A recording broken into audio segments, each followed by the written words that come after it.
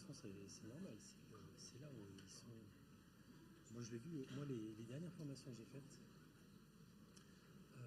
c'était vendredi dernier. Dans l'auditoire, ils étaient venus quasi exclusivement pour comment je choisis ma PA.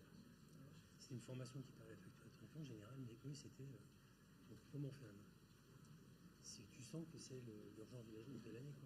Alors après, tu as des chiffres du type, tu as la FI qui a parlé de communiqué en disant qu'il y a 500 000 entreprises inscrites. Alors ça me fait un peu rire parce que en démonstration, je vais leur montrer un peu le principe de l'inscription sur les annuaires.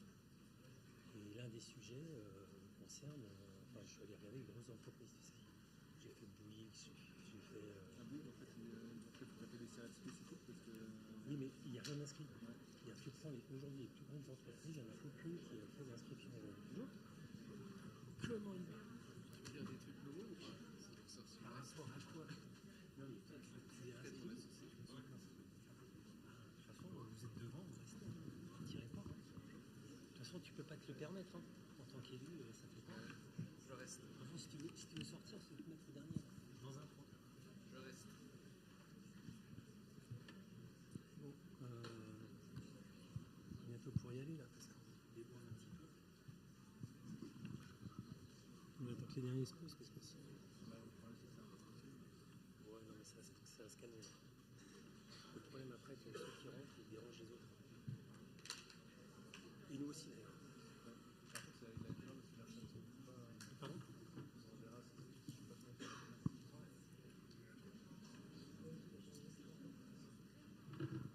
On commence par les présentations classiques.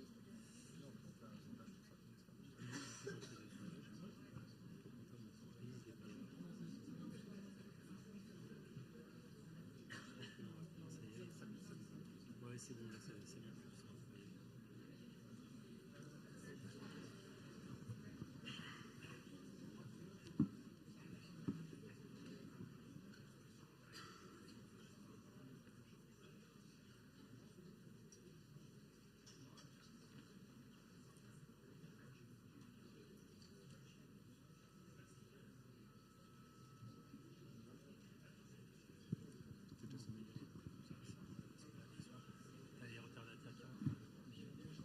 Bonjour. On va commencer parce qu'on nous a dit que le timing était un peu serré et qu'il fallait respecter les délais. Donc Grégory Sève. Rémi Reinhardt. Voilà, tous les deux experts comptables et formateurs à l'ordre sur la facture électronique. Notre atelier à nous, c'est les critères de choix d'une PA. Et avant de commencer, on voulait faire un petit sondage pour savoir est-ce qu'il y a des partenaires, des PA qui sont dans la salle? Ils n'ont rien dit. Ils resteront inconnus. Des entreprises? Un petit peu. Et du coup, le reste, on présume que c'est des experts comptables. C'est ça? Ok. Donc, bienvenue à tous. On a essayé de prévoir un support qui ira aux deux, d'accord, côté entreprise et aussi côté expertise comptable, cabinet. Donc, on va commencer. On va revoir plusieurs choses. Donc, déjà, tous les enjeux, l'écosystème, cartographier un petit peu les PA.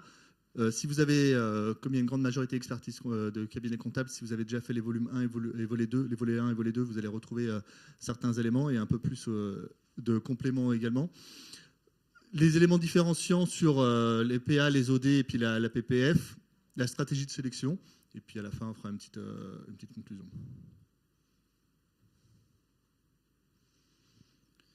Alors donc, concernant les plateformes agréées, donc c'est un des éléments, un des rouages indispensables au fonctionnement au fonctionnement de la facturation électronique. Donc, c'est devenu indispensable et obligatoire depuis un peu plus d'un an, puisque pour ceux qui ont suivi des formations, qui avaient un peu suivi l'actualité, jusqu'en novembre 2024, il était possible d'envoyer gratuitement et de recevoir gratuitement les factures grâce au portail public de facturation qui permettait effectivement ces échanges. Bon. Il y a eu un raté sur plan certainement de la maîtrise d'œuvre du projet. Et donc, depuis un peu plus d'un an maintenant, on est obligé de passer, c'est-à-dire les entreprises, hein, on ne va pas parler des experts comptables tout de suite, mais toutes les entreprises qui rentrent dans le champ d'application de la réforme, attention, c'est extrêmement large, c'est devenu encore plus large d'ailleurs qu'au début, ont l'obligation de choisir une plateforme agréée au moins pour recevoir les factures. Donc ça, c'est quand même quelque chose d'important. Et avec une obligation de choix au 1er septembre 2026, au plus tard d'ailleurs, au 1er septembre 2026, le choix doit avoir été fait. Donc le principe théorique, enfin le vrai principe à la fin, l'objectif, ça va être de simplifier les échanges. In fine, on va avoir quelque chose d'extrêmement simple en termes d'émission et surtout de réception de factures. Pour tous ceux qui sont en entreprise ou en cabinet aujourd'hui, on a d'énormes difficultés, de plus en plus de difficultés à récupérer des factures, puisque entre l'ancien système, qui était un système tout papier où tout arrivait, mais on avait tout sous la main, même dans des bannettes, peu importe. Aujourd'hui, c'est multiforme, multiflux, et là, par contre, il y a de grosses difficultés, parce qu'entre les chefs d'entreprise ou même les comptables d'entreprise qui n'ont pas toujours accès aux espaces clients, qui ne reçoivent pas les factures par mail, etc., il y a parfois énormément de difficultés de collecte. Demain, c'est un sujet qui sera complètement éradiqué. Il y aura une grande fluidité, une grande simplicité. Voilà. On vous présente le schéma en Y. Vous avez peut-être déjà eu l'occasion de le voir. Aujourd'hui, au sein du forum, vous avez les 3 acteurs. Vous avez autant des OD, donc des opérateurs de dématérialisation des solutions compatibles. Vous avez des PA, mais vous avez aussi la DGFiP qui va représenter la PPF. Donc voilà. Aujourd'hui, vous avez tous connu le flux qui était de transmettre l'entreprise A, je fais une facture, je l'en transmets à l'entreprise B, par mail, par courrier, par remise à la main. Demain, à partir du 1er septembre 2026, c'est fini. Les factures devront obligatoirement passer par une plateforme agréée. D'accord ? La plateforme agréée posera la question au PPF, quelle est la plateforme de mon client ? Une fois qu'elle m'aura répondu, la facture partira chez mon client via sa PA. S'il n'a pas de PA, on ne pourra pas lui transmettre sa facture, ça ne sera pas une facture. La facture, elle sera transmise aussi à la PPF, et sous la PPF, c'est pour ça qu'on appelle le schéma en Y, il y a l'administration fiscale. En plus des PA, on voit apparaître des acteurs comme les solutions compatibles, qui sont soit intégrés aux plateformes agréées, soit qui sont complètement indépendantes et qui doivent, pour exister, se plugger à une PA. Donc elles devront obligatoirement, via une API, via un export-import, s'agrémenter avec une PA parce qu'une OD ne pourra pas transmettre une facture à l'entreprise B. Elle est obligatoirement obligée de passer par la PA.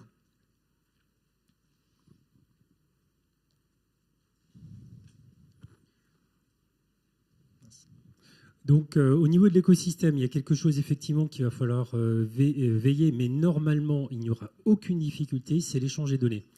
Il y a des cahiers des charges techniques qui sont extrêmement précis, qui imposent à toutes les PA d'utiliser certains protocoles, certains systèmes de communication qui permettront à ces PA de communiquer déjà entre elles, mais également avec le PPF.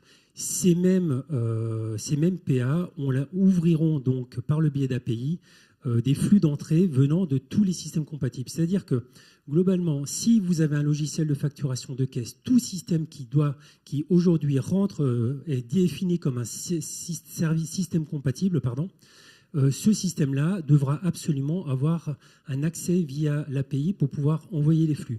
Alors pourquoi via les API plutôt que du dépôt de documents ? C'est tout simplement pour avoir la certitude que tous les documents sont bien envoyés. Ça, c'est vraiment quelque chose d'important.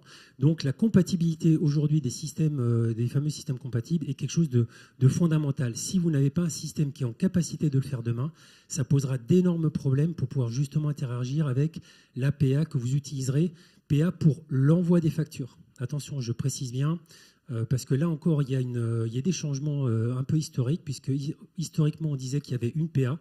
On choisissait la PA qui était sur l'annuaire. Aujourd'hui, on peut être multi-PA. Et donc là, par contre, sur le plan stratégie, il va falloir un tout petit peu effectivement creuser ce sujet-là. On ne va pas pouvoir le faire aujourd'hui parce qu'en 45 minutes, c'est compliqué. Mais sachez qu'il faudra parfois se poser de bonnes questions lorsqu'on a plusieurs activités au sein d'un même SIRET, par exemple. Juste un petit dernier mot là, sur le dernier point, c'est sur la sécurité des données. Aujourd'hui, toutes les PA doivent répondre à un cahier des charges. Elles sont SecNumCloud et elles sont ISO. Donc, du moment où vous êtes sur une PA, vous êtes sûr d'avoir un certain niveau de sécurité avec des serveurs en Europe. Les OD n'ont pas ce même niveau de sécurité. Donc, quand vous travaillez avec des OD, elles peuvent ne pas avoir moins de sécurité. Donc, attention aux échanges de données, parce que dès qu'on parle d'API, on parle d'échanges en fait entre outils, et que du coup, il faut que sécuriser ce tuyau entre guillemets pour qu'on puisse éviter en fait tous les risques de fraude, etc.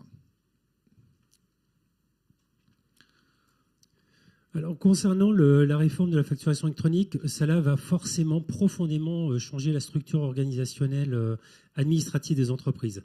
Ça, c'est quelque chose d'évident.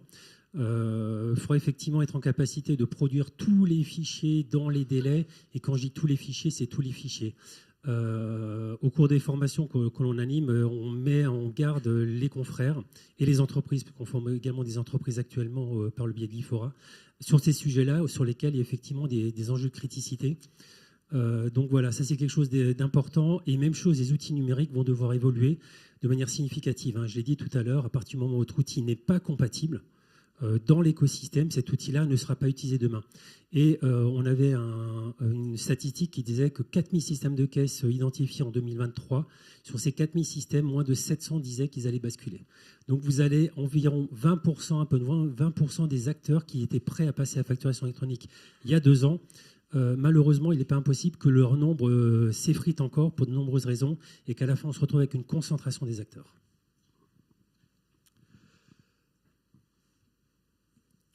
Aujourd'hui, donc, il y a 3 acteurs principaux au niveau de la facture électronique. Donc, l'APPF, donc le portail de facturation de l'administration fiscale. Vous avez des PA, des plateformes agréées, et vous avez des OD et des SC. Chacune de ces plateformes ont des fonctions très définies et elles ne peuvent pas toutes faire les mêmes choses. C'est-à-dire que, par exemple, le PPF, qui était, comme tout à l'heure l'a dit Rémi, au début devait être aussi portail pour dépôt des documents, aujourd'hui a été restreint on va dire à ses fonctions les plus basiques, qui est assurer la transmission des factures à l'administration fiscale et qui est l'annuaire. Quid après dans une évolution future peut-être, mais aujourd'hui, pour pouvoir assurer la réforme dans les délais, le champ d'action de la PPF a été nettement réduit. Ensuite, vous avez les PA. Les PA, ce que vous pouvez voir, c'est qu'il y a plusieurs lignes où elle fait doigt, donc ça fait partie du cahier des charges. Et ensuite, il y a des lignes où il y a peu. Ça veut dire que ça ne fait pas du cahier des charges et c'est là où tout va être différenciant par rapport aux PA. Vous allez avoir des PA qui peuvent gérer de l'archivage, des PA qui peuvent gérer du paiement. Et ça, c'est des options qu'elles peuvent proposer. Et c'est là-dessus, en fait, vous allez faire vos choix. Ensuite, vous avez les OD et les SC. Certains, selon les plateformes, les OD et les SC seront obligatoires. C'est-à-dire qu'en fait, vous n'aurez pas accès à la plateforme en tant que telle, la plateforme agréée. Vous serez obligé de passer par un OD en amont pour pouvoir travailler dessus. Ces OD ne peuvent pas se connecter à la PPF. Et comme vous pouvez le voir, en fait, il y a des choses où après, ça reste de l'optionnel. Et du coup, c'est là-dessus aussi que vous allez faire vos choix.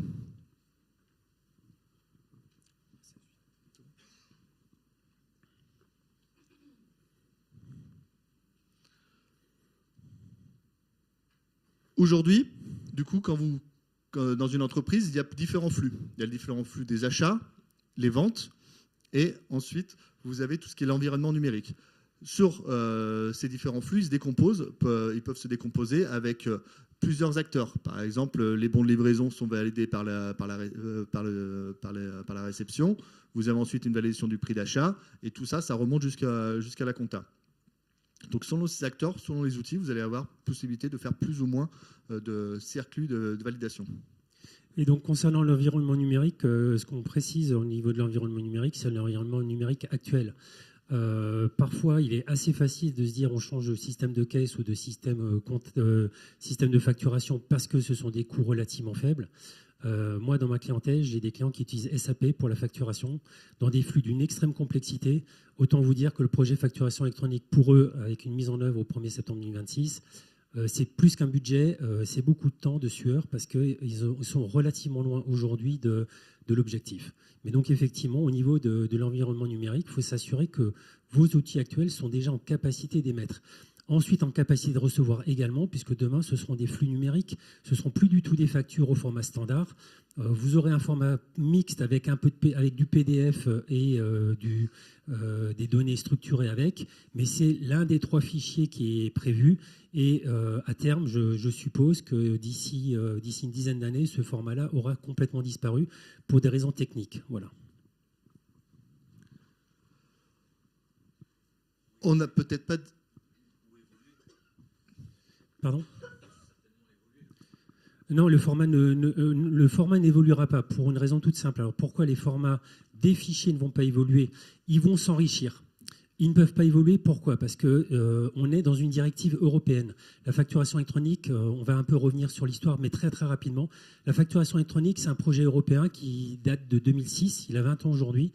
C'est une norme européenne, donc c'est une directive qui est très claire et qui précise l'objectif de la facturation électronique, qui est peut-être de faciliter les flux, mais la première ligne qui parle de facturation électronique dit clairement que c'est pour faciliter le contrôle fiscal. Donc il faut déjà se repositionner dans le contexte. La facturation électronique, c'est du contrôle fiscal. Tout ce qui est normé au niveau européen. Donc il n'y aura pas d'évolution importante des normes pour une raison toute simple, c'est que nos systèmes informatiques, les services fiscaux européens sont tous interconnectés en 2035. Ça, c'est l'objectif final. Ce qui signifie qu'en 10 ans, on ne va pas tout changer, sachant que ça fait 20 ans qu'ils sont déjà sur le travail, que l'outil est déjà en train d'avancer. Donc malgré les retards de certains pays. Donc aujourd'hui, les fichiers n'évolueront pas. Par contre, la disparition d'un format de fichier, c'est possible pour des questions tout simplement d'informatique, de stockage. C'est l'informaticien, parce que j'ai une double formation, c'est l'informaticien qui parle. Je suppose que ce format-là va disparaître dans les années à venir pour des questions tout simplement de coûts de stockage et de transmission aussi. Voilà. Donc là, on arrive dans les premières questions à se poser pour le choix des flux. Ce qu'on n'a peut-être pas dit, c'est qu'en fait, vous pouvez avoir une PA pour recevoir, une ou plusieurs PA pour recevoir, si vous avez plusieurs numéros SIRET, plusieurs activités. Et vous pouvez aussi choisir une PA pour émettre. D'accord ? Donc, c'est-à-dire que votre PA de réception peut être différente de votre PA d'émission. Ce qui a déclaré au 1er septembre 2026, c'est la PA de réception. D'accord ? Donc, au 1er septembre 2026, toutes les entreprises doivent avoir une PA de réception. L'émission, ça sera au plus tard au 1er septembre 2027, mais il n'y a pas d'obligation déclarative. Donc, au niveau du schéma entrant, et ben là, ça va être à s'adapter selon chaque client, selon chaque entité, et se poser les questions. Quels sont les formats? Quels sont les volumes? Parce que si j'ai une holding avec 3 factures par an, ça ne va pas être la même chose que si j'ai une structure avec des centaines de factures par mois.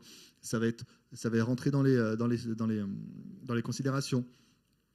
Est-ce que j'ai un workflow de validation? Je suis tout seul ou au contraire, je suis une entreprise de 600 personnes. Mon workflow de validation des factures entrantes, ça ne sera pas le même non plus. Donc tout ça, aujourd'hui, ça va rentrer dans vos choix, dans les critères qu'il faudra prendre en compte pour pouvoir choisir les PA.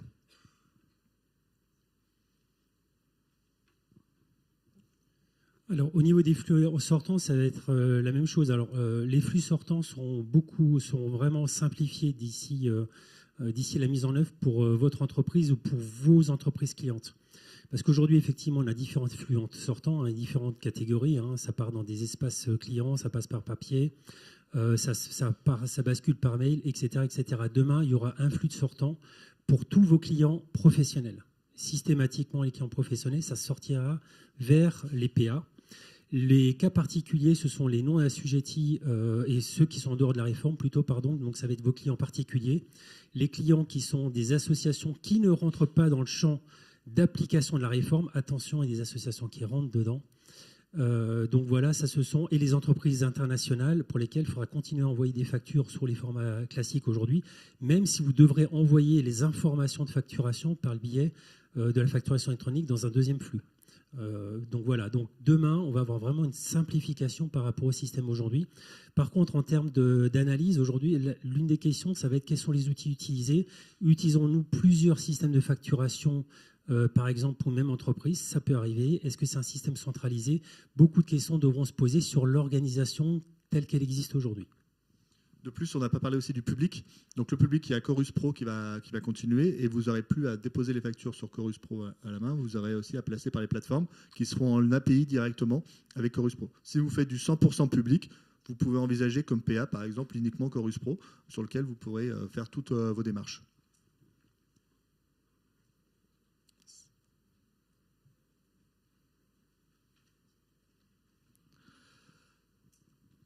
Sur l'environnement, donc environnement logiciel, outils de gestion interne, sécurité stockage, niveau d'ouverture des API. Donc tout ça, ça va rentrer dans la cartographie de vos choix pour choisir, votre PA. Ça dépendra bien sûr de votre environnement d'aujourd'hui. Si vous avez des entreprises qui ont plus ou moins d'outils pour pouvoir qu'ils soient interopérables entre eux, c'est quand même important d'éviter les exports-imports pour au contraire privilégier les API qui sont pour une automatisation des process. Donc, tout cela, l'environnement logiciel sera vraiment un point à prendre en compte dans vos choix et l'interopérabilité des outils.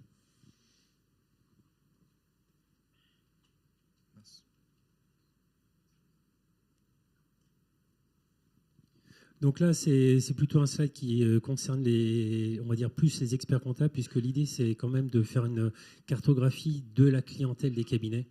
Parce qu'on va avoir des niveaux de maturité différents, on va avoir des besoins différents selon tous nos clients. Et là, il va falloir effectivement faire une grosse analyse pour pouvoir les accompagner. Parce que l'accompagnement client, je ne vous cache pas que ça va être le plus gros dossier, pas seulement en 2026, parce que là, on est juste en choix des plateformes agréées. Mais par contre, dès aujourd'hui, il va falloir commencer à travailler avec eux pour qu'ils se mettent en ordre de marche pour la facturation électronique. Par expérience avec tous les confrères, entreprises et collaborateurs de cabinet que j'ai pu former jusqu'à aujourd'hui, on se rend compte qu'il y a quand même un gap énorme entre l'objectif et la situation actuelle. Donc c'est vrai qu'il va y avoir ce travail-là. Il y aura aussi un travail sur effectivement l'accompagnement au choix des outils. Parce qu'autant, il y a des petites entreprises qui ont besoin d'outils simples. Donc là, on est en capacité de les accompagner. Et après, il y a des outils qui sont un peu plus importants, plus structurants, liés à des activités particulières, où là, effectivement, parfois, il faudra aussi qu'on soit en capacité de les accompagner sur ce type de sujet. Et après, on parle très rapidement du reporting. Le reporting, c'est un serpent de mer. C'est un fichier dont vous avez peut-être entendu parler, qui est un agrégat de données. Vu l'avancement de la documentation technique sur le reporting, je ne sais pas s'il sera actif dès le 1er septembre 2026, mais a priori, ce n'est pas la chose la plus importante. Ce qu'il faut, c'est qu'au moins les factures circulent. Donc voilà, donc il y a peut-être quelque chose qui est en train de se passer de ce côté-là. Voilà. Sur la cartographie des clients, il faut bien avoir en tête qu'aujourd'hui, ils sont très sollicités par toutes les plateformes, par les banques, par d'autres plateformes extérieures. Donc aujourd'hui, on reçoit de plus en plus de clients qui nous disent j'ai été sélectionné, cette plateforme m'a choisi, est-ce que je dois la prendre? Donc prenez bien, la cartographie est importante parce que ça pourra vous accompagner vous sur les outils que vous allez prendre et leur dire attendez, nous on est en train de travailler pour votre typologie de clientèle, pour cette typologie de clientèle sur une plateforme sur laquelle on pourra simplifier les échanges avec le cabinet.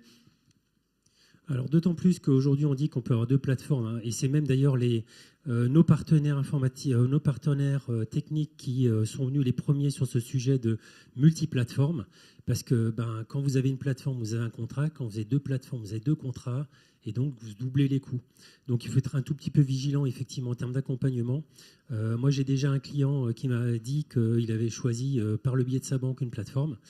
Or, il s'avère que certainement l'outil informatique qu'il utilise aujourd'hui va lui imposer une seconde plateforme.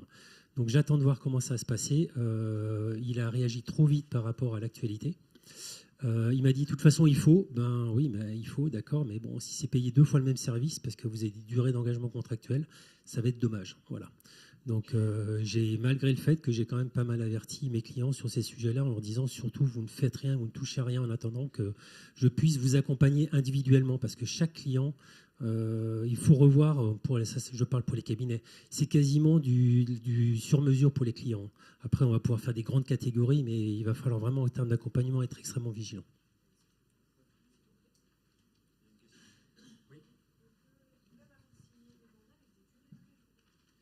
Un mandat, ça s'appelle un contrat. Alors, c'est toute la difficulté. Je rebondis. Alors, on va y revenir juste après.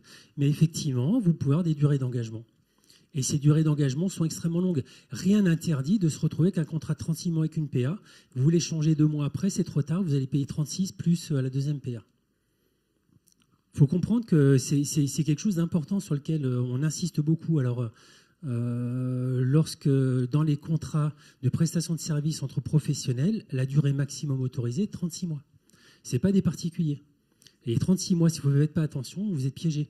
Et moi, j'ai vu des changements contractuels. Alors, je suis extrêmement vigilant là-dessus parce que je dis deux choses concernant la facturation électronique. La facturation électronique, ce n'est pas de l'informatique. Et il y a deux mots qui caractérisent la facturation électronique, c'est le droit et l'organisation. Donc déjà, on repart sur le droit avant de partir sur le reste. L'informatique, ce sont des outils, peu importe. Mais avant de signer quoi que ce soit, on lit les contrats et on prend de les lire.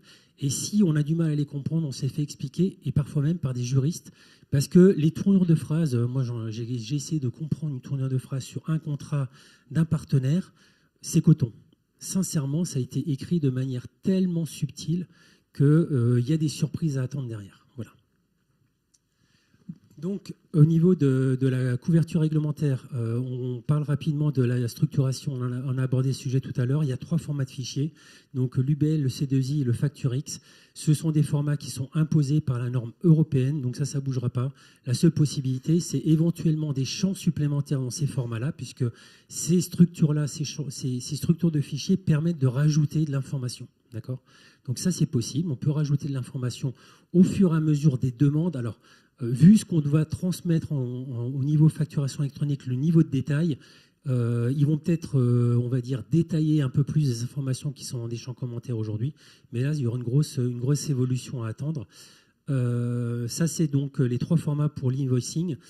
PayPal, on ne va pas trop en parler. Ça, c'est une condition technique. C'est ce qui permet de communiquer, de faire communiquer les PA pour obtenir les informations auprès du RNE. Puisque lorsque la PPF identifie des entreprises qui doivent avoir une plateforme agréée, ils utilisent le fameux RNE qui est issu de la fameuse, enfin l'une des conséquences de la création du RNE, c'est la gestion par l'INPI du registre des entreprises. Voilà, le registre des entreprises est une conséquence de la facturation électronique. Donc au niveau de l'interopérabilité, il faudra être vigilant sur les sujets liés aux API, on en a parlé tout à l'heure. Attention aux différentes règles et aux règles de sécurité, ça a été abordé tout à l'heure. Et ensuite, il y aura encore peut-être des fonctionnalités d'OCR, mais sincèrement, quand on sera au bout du chemin, l'OCR n'existera quasiment plus, exceptionnellement à la marge. Et moi, je ne parie pas que dans 4 ans, il n'y ait plus rien du tout qui circule sur des OCR, ou quasiment plus rien, parce que tout aura été numérisé, y compris les notes de frais.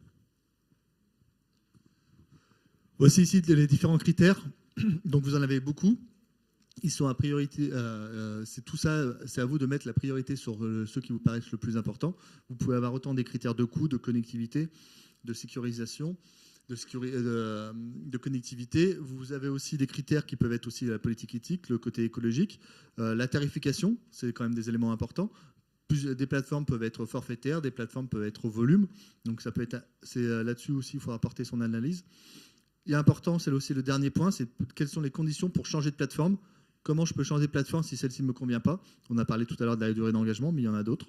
Donc, tout cela, c'est vos critères qu'il va falloir analyser et puis pour pouvoir proposer les différentes plateformes à vos clients.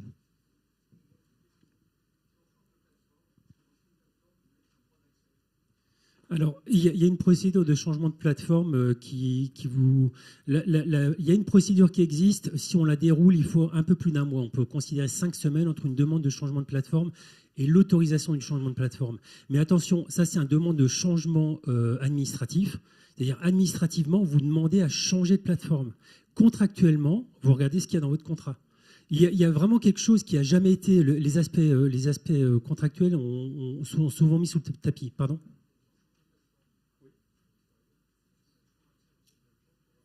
Alors là, vous parlez de la problématique de l'archivage. Alors l'archivage, alors là, vous parlez du plus gros problème. Historiquement, il y en a plein des difficultés qu'il va falloir creuser. On ne va pas pouvoir tous les regarder. L'archivage, c'est le problème numéro 1. Historiquement, les plateformes avaient l'obligation de conservation des factures. Cette obligation a disparu. Donc vous avez des plateformes qui aujourd'hui vous garantissent de les conserver 10 ans après leur date de production, même si vous changez de plateforme. Après, les autres, je vous laisse regarder les contrats. Sincèrement, les contrats, il faut les éplucher sur toutes vos obligations, les obligations des entreprises. Alors pour les experts comptables, les obligations des entreprises, de vos entreprises clientes, Et quand vous êtes en entreprise, regardez, lisez les contrats et faites-les parfois analyser par des juristes. Je suis vraiment très sérieux là-dessus parce que on va avoir à mon avis, il y aura plein de mauvaises surprises. Et des contrats qui seront payés 2 fois pour rien, comme on peut l'avoir dans d'autres cas. Aujourd'hui, en téléphonie, vous faites de la rupture de contrat, on vous demande de continuer à payer. Hein. C'est pas un problème. Et dans plein de domaines, hein, dans le domaine du logiciel, j'ai eu plein de clients qui avaient des contrats qui étaient renouvelables tacitement tous les mois pour des logiciels de facturation. Ils ont été basculés sur des contrats à 36 mois sans que personne ne s'en rende compte. Enfin, moi, je m'en suis rendu compte parce que j'ai trouvé quelque chose, j'ai observé quelque chose de curieux. Mais le client, un jour, il s'était connecté, il avait cliqué sur une nouvelle condition générale de vente et c'est parti, engagé pour 36 mois alors qu'il était mensuel. Donc, on a beaucoup d'effets aujourd'hui de bord sur lesquels il faut être très, très vigilant lorsqu'on travaille dans ce domaine numérique où là, chacun va essayer un petit peu déjà de se protéger pour certains éditeurs de logiciels et pour d'autres d'essayer de gratter un maximum de revenus. Alors, non, alors l'archivage, alors il y a une durée, la durée fiscale c'est 3 ans, la durée en droit commercial c'est 10 ans et dans le cas des opérations internationales c'est 10 ans. Donc retenez qu'une date 10 ans. Un délai de 10 ans de conservation et ça c'est le minimum. Après attention, bon, il y a d'autres cas où ça peut être encore plus long, mais en minima c'est 10 ans.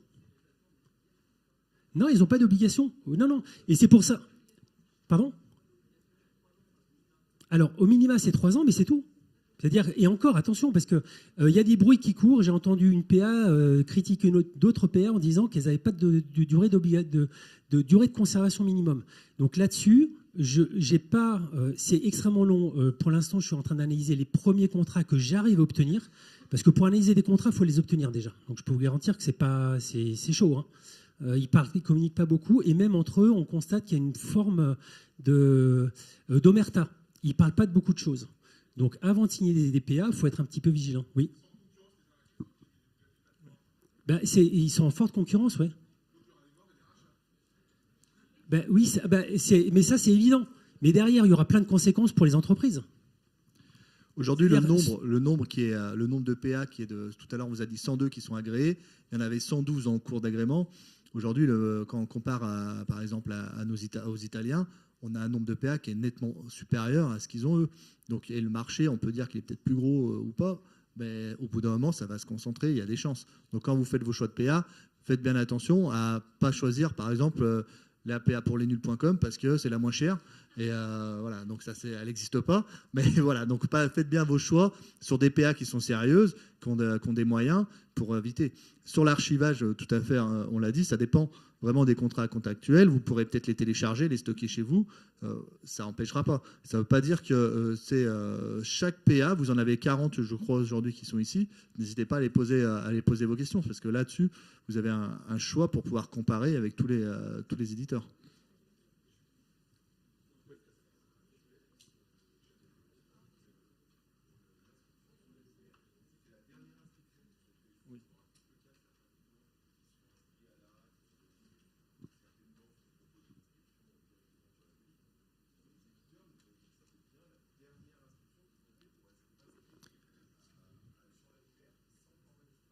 Oui, mais disons que si vous avez fait 4 inscriptions maladives juste avant, avec 4 contrats, vous allez payer 5 PA. Donc c'est vraiment, de toute façon, quelle que soit la dernière PA qui prend, c'est la dernière qui prend qui va dire, de toute façon, il y a tout un système d'acquittement pour le changement de la PA. Et parmi les règles d'acquittement, il ne faut pas s'attendre à ce que les PA disent « Ok, il y a un changement » sans que derrière, vous soyez amené à payer des indemnités éventuellement du rupture abusive du contrat. Donc effectivement, c'est la dernière PA qui prendra toujours, la dernière inscription. Mais si on commence à faire un petit peu à faire du passage de droite et de gauche, et attention, le prix des PA, moi les premiers chiffres que j'ai entendus, enfin c'est surtout le deuxième qui m'a un petit peu interloqué, on commence à rentrer dans du dur, quoi. Mais vraiment. Donc je vous donnerai les chiffres tout à l'heure quand on parlera de ce sujet-là, mais c'est vraiment un point de vigilance. Donc voilà, donc les fonctionnalités, elles vont être complètement différentes selon les PA, selon les OD, selon les solutions compatibles. Donc c'est des choses à avoir en tête. Pour les PA, il y a un cahier des charges, il y a un socle qui est obligatoire. Donc celui-ci, vous allez retrouver la même chose dans toutes les PA, au minimum. Et ensuite, vous pourrez avoir des services optionnels qui peuvent être payants, qui peuvent être gratuits.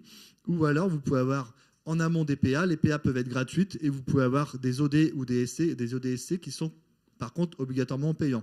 Donc la plateforme peut être gratuite, mais par contre pour faire fonctionner la plateforme, il faudra avoir en amont une solution compatible qui est payante. Il est important aussi de bien viser que, que tous ces outils soient compatibles avec les vôtres, d'accord, de ne pas aller chercher des outils qui ne soient incompatibles pour simplifier la vie. Le but du jeu, c'est d'automatiser, c'est pas de se rajouter des contraintes de gestion de ces factures. Le but du jeu, c'est d'avoir une plateforme avec toutes ces factures qui sont recensées, qui sont là, on sait si elles sont payées, on sait si on doit les relancer nos clients, on sait tout ça. Le but du jeu, c'est pas de ne pas se mettre encore plus de complexité avec nos outils qu'on a déjà aujourd'hui.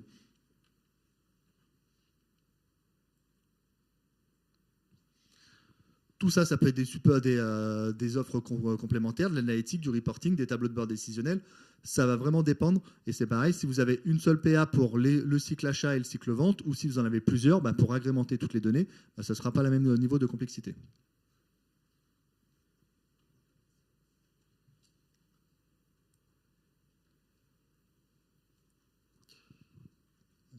Donc là, au niveau de la sélection d'une méthodologie de sélection, dans un premier temps, il faut faire une analyse des différentes options en fonction de critères qui ont été structurés. Et surtout, mais alors quelque chose qu'on n'arrive pas du tout à voir, c'est une démonstration. Est-ce que quelqu'un a déjà vu une PA en démonstration? Voilà. On n'arrive pas. La semaine dernière, j'animais une formation pour des clients d'un cabinet. Il y avait une PA qui passait juste derrière, qui avait dit « Je vais vous montrer, j'attends ». Tout le monde a attendu, on n'a rien vu. En réalité, on voit passer des slides, on voit des captures d'écran et encore même pas. Donc en réalité, on ne voit rien. Et c'est un peu l'une des questions, l'un des points de vigilance aujourd'hui, c'est qu'on ne voit pas grand-chose. Pas du tout. On ne voit pas de testing. Alors il y a du testing qui se passe, puisque on nous annonce du testing, mais pour l'instant, on ne voit rien. En termes du côté utilisateur, alors quand je dis côté utilisateur, ça va être aussi bien l'utilisateur, c'est celui qui émet une facture ou c'est celui qui les reçoit. On ne voit rien. Aujourd'hui, la DGFiP a dit ce matin qu'il y avait 102 plateformes qui étaient complètement agréées, c'est-à-dire qu'ils avaient passé toute la phase de test avec l'administration fiscale, les échanges avec l'annuaire, etc. Il y a 2 mois, on était loin de ce compte-là. Donc en fait, la phase de test va commencer vraiment. On va commencer à avoir des éditeurs qui nous disent on peut commencer à tester, on peut commencer à échanger des flux. Peut-être, ça sera peut-être dans un premier temps des tests avec les mêmes clients, c'est-à-dire que votre client il a la plateforme A, votre fournisseur est la plateforme A, ça va pouvoir commencer à s'échanger, mais ça va être vraiment là on va commencer à rentrer dans le début du test. Mais par contre, si on veut tester, il va falloir avoir souscrit. Aujourd'hui, il y a l'ordre qui a. Alors ça s'adresse plutôt aux experts comptables parce qu'il faut un compte ExpertPass pour pouvoir regarder. Donc vous avez le guide des solutions numériques. Donc c'est 150 logiciels qui sont dédiés à la profession d'expertise comptable. Il n'y a pas que c'est pas dédié qu'à la facture électronique, mais vous avez aussi les plateformes qui sont renseignées. Donc l'ordre avait fait un cahier des charges, avait demandé aux plateformes de répondre. Et là-dessus, vous avez un comparatif où vous pouvez comparer jusqu'à 4-5 plateformes. Et selon vos critères, vous voyez si c'est actif, pas actif, etc.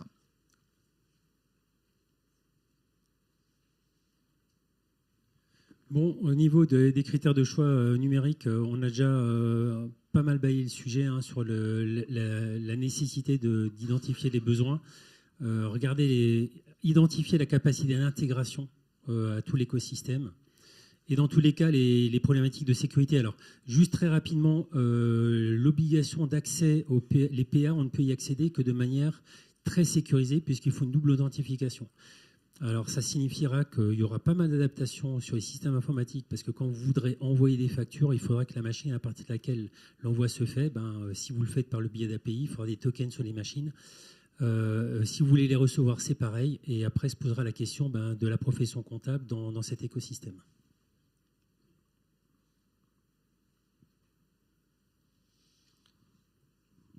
On a déjà balayé pas mal de choses là-dessus. Donc, je vous propose, c'est de vous lister les 112 PA qu'on retrouve ici. Vous avez le lien, à droite sur consulter le site de la DGFiP. Donc, vous allez ici, c'est toutes les plateformes qui sont agréées ou en cours d'agrément. Donc, le support, on l'a travaillé un petit peu. Donc, ça se trouve, il y en a peut-être qui se sont déjà rajoutés. Mais nous en étions à 112 PA en cours ou déjà immatriculés. Donc, on retrouve un certain nombre. On vous laisse le temps, on vous laisse 20 secondes pour pouvoir regarder un peu si vous cherchez les vôtres. Mais voilà, le volume est quand même important. Alors, au niveau de ces PA, attendez, une question.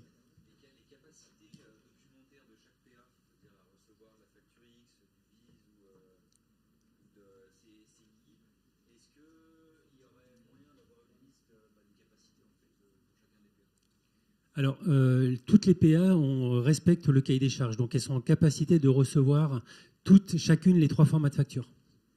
Toutes. Elles sont obligées. Si elles ne respectent pas le format, elles ne peuvent pas, n'auront pas l'agrément. C'est-à-dire que le cahier des charges est extrêmement précis et très ferme sur le respect des normes, et les 3 normes seront utilisées.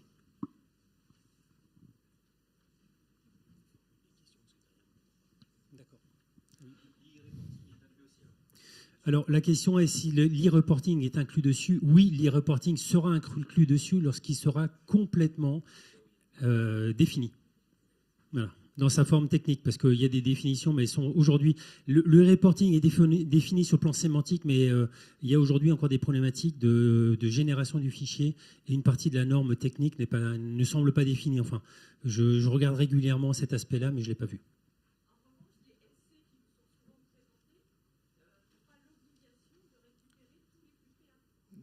Les SC qui sont présentés n'ont pas l'obligation de recevoir les flux PA. C'est-à-dire, vous parlez des outils qui permettent de récupérer les factures.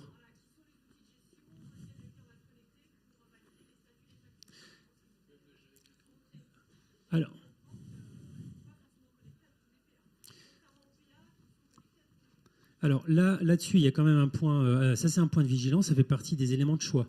C'est-à-dire que si vous voulez être en capacité de gérer de manière centralisée les flux entrants, parce qu'on parle bien des flux entrants, il faut avoir un outil qui est capable déjà de se connecter à toutes les PA. Il n'est pas normal, je dis bien pas normal, qu'un outil ne soit pas en capacité de se connecter aux 112 PA. C'est anormal, parce que c'est normé.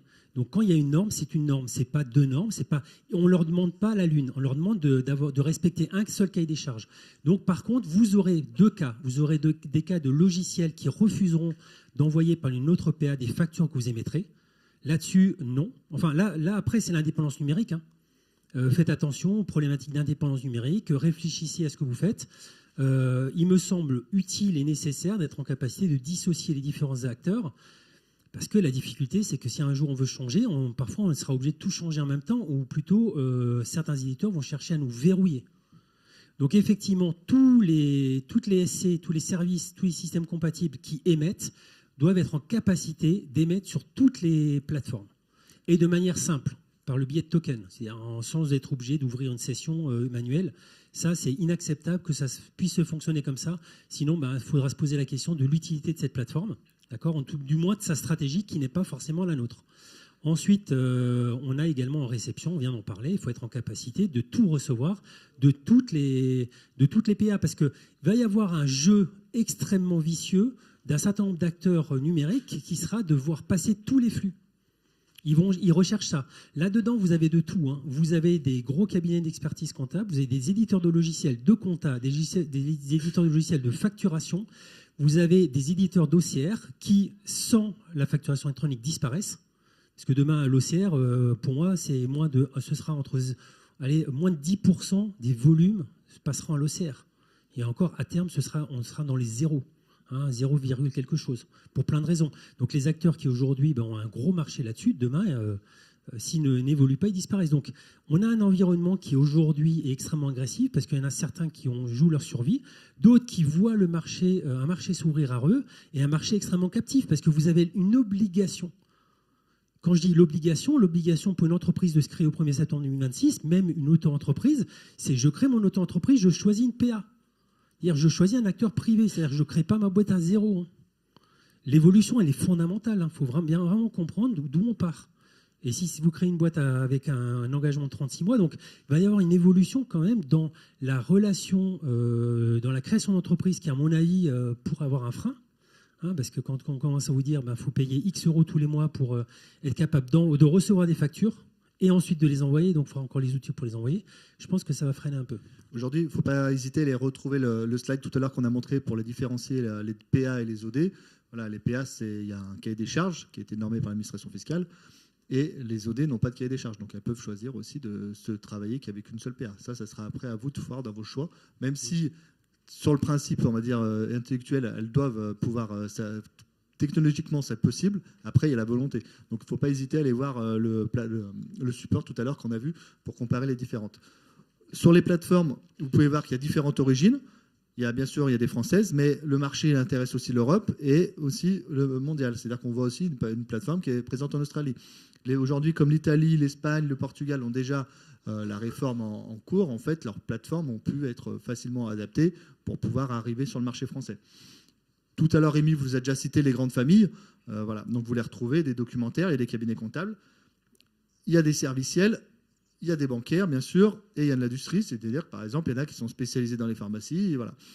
Concernant les flux, il y a des plateformes qui sont plutôt dédiées à partir de gros volumes parce qu'elles sont structurées, elles ne veulent pas faire du petit volume, elles ne veulent pas faire échanger 3 factures de la holding du dirigeant.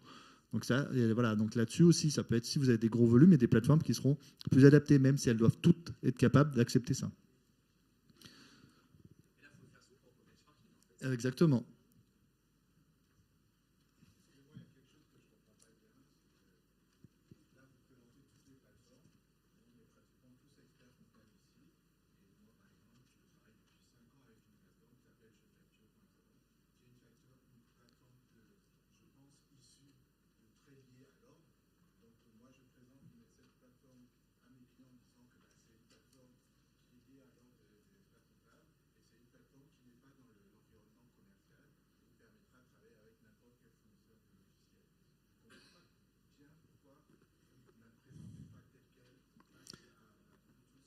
Alors, la question, la remarque, c'est pourquoi nous ne mettons pas plus en avant jefacture.com.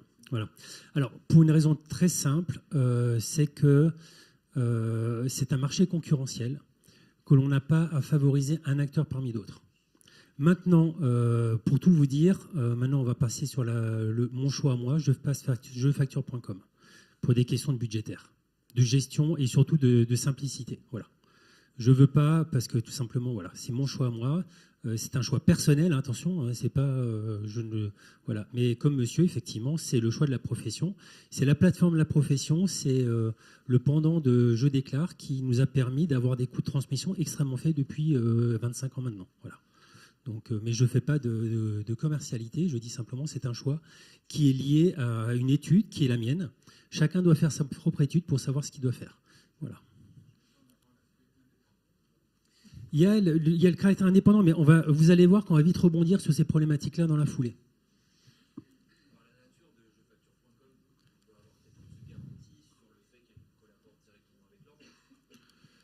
Alors, je facture, on va y venir justement, on va répondre à ces questions de collaboration avec l'ordre.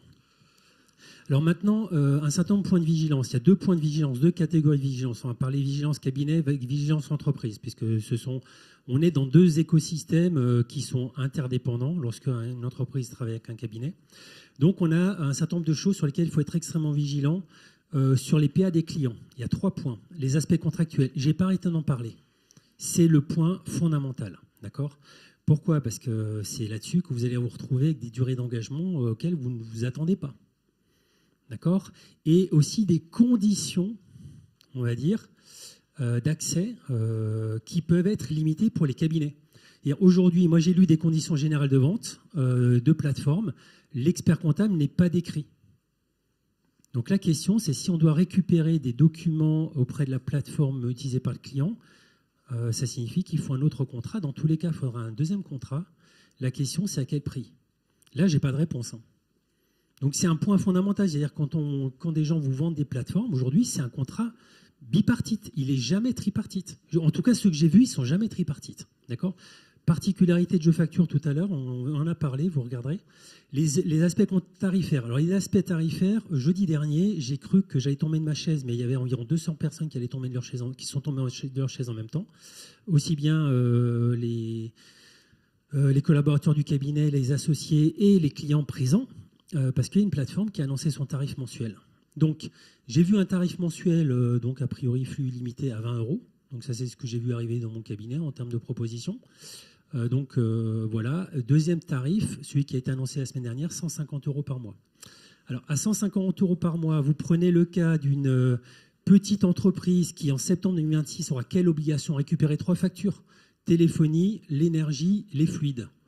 Bon, ça fait 50 € la facture pour la récupérer pendant un an. On est d'accord? Pour certaines missions, c'est quand vous avez des petits SCI, des petits LMNP, etc., c'est un multiple de ce qu'on facture. Donc voilà, donc aujourd'hui, vous avez ce genre de choses qui circulent, qui n'ont pas été circulées, qui ont été annoncées. Alors je vous le dis parce que je l'ai entendu, il s'est été clairement annoncé comme ça. Donc si on se retrouve avec des tarifs comme ça, mais même 20 €, 20 €, vous prenez, vous devez récupérer 3 factures, ça fait 6 € la facture. Je veux bien que quelqu'un y gagne quelque part, mais je ne sais pas qui, à la fin. Parce que quelque part, si vous payez 20 € par mois, ok, c'est votre client qui récupère la facture. Je me répète, comment on la récupère? Non, je ne balancerai pas la plateforme. C'est une mise en garde. Je le répète, on n'est pas là pour vendre une plateforme ou pour ne pas en proposer. Chacun fait ce qu'il veut, mais doit faire sa propre analyse et surtout doit être vigilant. L'idée, c'est d'être vigilant. D'accord? Contractuellement, on a du mal à voir les choses, et pourtant, c'est l'aspect le plus important. Aujourd'hui, il y a un certain nombre de plateformes. Vous pouvez largement trouver votre bonheur avec des plateformes soit au document, soit en mode mensuel, en abonnement à 150 €. Si le client il fait 12 000 factures par mois, les 150 €, ça ne va pas le gêner. Donc en fait, c'est toujours à mettre en relation avec le flux que vous avez à mettre, avec les conditions du cabinet, avec les services qui sont proposés derrière. Donc tout ça, c'est à benchmarker, bien sûr. Selon les plateformes, vous allez retrouver des plus et des moins sur toutes les plateformes. Pour la SCI, il y aura peut-être des choses qui seront plus adaptées. Peut-être pour la grande entreprise qui est EDF, les 150 balles, ils s'en foutent. Donc faut relativiser par rapport au nombre, au volume et aussi à la facture. Donc c'est pour ça qu'il y a plusieurs choses. ECMA, qu'on a parlé de JeFacture, ECMA propose sa plateforme depuis le début. C'est la plateforme qui est partenaire. Mais aujourd'hui, comme pour les EDI avec Je Déclare ou comme pour récupérer les autres flux, il y a de la concurrence. Donc qui est un peu moins forte. Mais aujourd'hui, voilà, donc ça fait partie de toutes les PA. Aujourd'hui, vous en avez 40 sur le forum.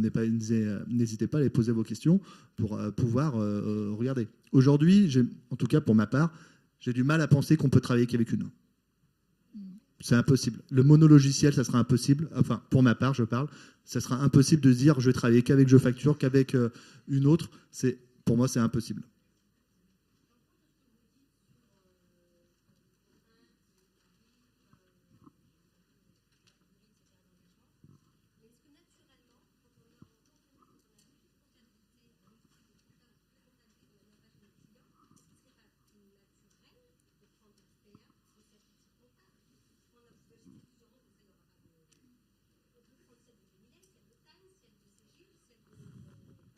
Alors, la question qui vient aujourd'hui, enfin le constat, c'est à partir du moment où on a mis en place des outils collaboratifs avec les clients qui permettent de la pré-compta ou du moins de récupérer les documents auprès des clients, est-ce qu'il n'est pas naturel de choisir cette PA?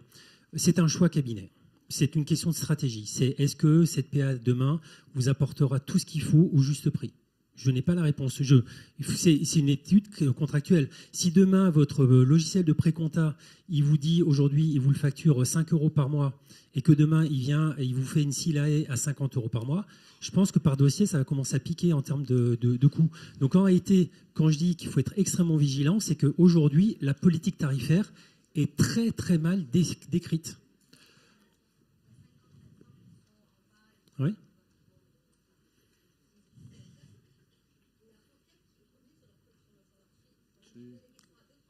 Mais c'est bien pour ça qu'aujourd'hui, la plus grande méfiance est de mise. C'est-à-dire, si vous dites c'est plus simple, moi je veux bien que ce soit plus simple, mais tout est plus simple quand c'est 3 fois, 10 fois plus cher, ce sera peut-être moins simple.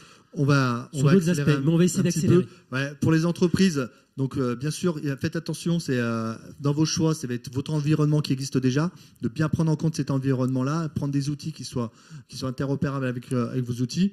Regardez, on l'a déjà dit pour les côtés d'experts comptables, mais c'est aussi pour vous parce que c'est vous qui souscrivez à la plateforme, les côtés contractuels. L'évolution prévisible de la facturation, donc c'est bien de l'écrire, c'est compliqué, c'est sûr que c'est compliqué de faire des plans, mais d'avoir en tête des éditeurs sérieux pour que vous puissiez avoir un engagement de tarification qui soit viable sur le long terme. La durée d'archivage, on en a parlé. La confidentialité des données, c'est une chose élémentaire. Les éditeurs, donc regardez bien le circuit de validation, c'est important, le workflow. Est-ce que j'ai plusieurs acteurs? Est-ce que j'ai besoin de comment je connecte ces plusieurs acteurs? Donc, et en termes de conclusion, donc le principe, ne pas oublier, il faut vraiment comprendre les enjeux. Alors déjà, pour les cabinets d'expertise comptable, les enjeux aujourd'hui, on a essayé de vous les présenter très rapidement. On a essayé de vous présenter tout l'écosystème pour vous faire un petit rappel dessus. Et à partir de là, à partir des différents critères et de la stratégie, maintenant, on a essayé de vous donner un certain nombre de clés qui doivent vous permettre d'avancer sur ce sujet de la facturation électronique. Merci. On a eu pas mal de questions. Il est déjà 11h15. Les autres ateliers vont commencer. Donc, on vous remercie et puis bon après-midi.